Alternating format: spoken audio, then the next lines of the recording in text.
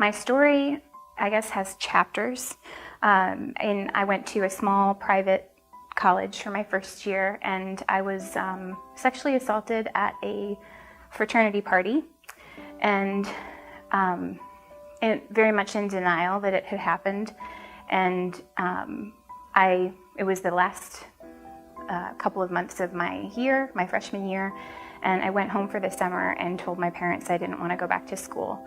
And coming from a family that really values education, that was kind of a shock to everybody, but my parents didn't ask too many questions, and then I took some time off and went back to college and really just got through it. And then after that, I started to get help. I was fortunate because my family did support that part of the process, and I wasn't really ready to talk about it. I wasn't ready to really even look at it and actually say that it was something that had happened to me, even to myself. So it's been probably a 15-year journey, and what it culminated in, I guess it came to a head, and I realized it was time for me to really get help because I got married to a man who was physically and verbally abusive, and it ended with him him assaulting me and getting arrested.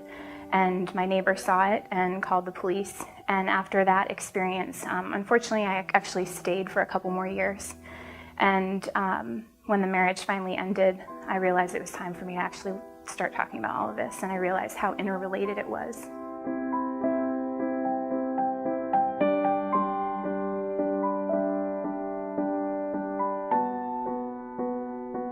I think that one of the first things I did was question whether or not I was actually a victim and whether I deserved to get help. And I found a way to diminish everything that was happening and ways to talk myself out of it. So that part of it was really challenging for me. I felt terrified. I think one of my biggest fears was if I get this help, first of all, it's scary to think that you have to actually start facing your demons. But I also was legitimately scared of what he would do when I got help. So that was a scary part of the process.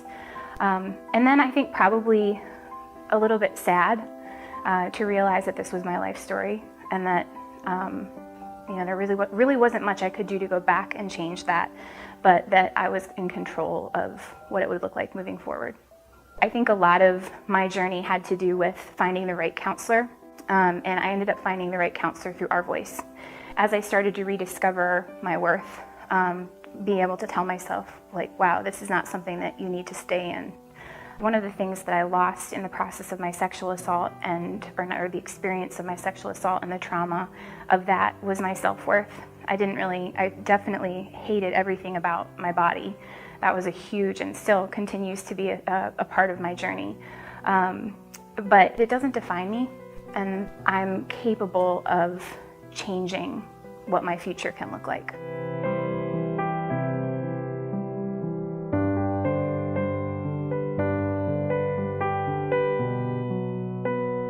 Probably one of my biggest frustrations was having friends and family who are so close to me that I felt so alone. One of my counselors described it to me once as almost like a parent with a child in a wheelchair and wanting to walk for the kid but not being able to. And another big challenge for me, I think, was that the timing of my assault was sexual assault for sure was still not talked about. I went to the school where it happened and talked to the health center, and I did talk to authority figures, and pretty much everybody told me, like, were you at a party? Okay, then this isn't really a sexual assault. So I tried to get help in the beginning, and because all these people I really respected told me that it wasn't real, it just exacerbated what I already believed about myself, and all the questions I had about the experience were heightened. So that was a huge challenge and probably set me back several years.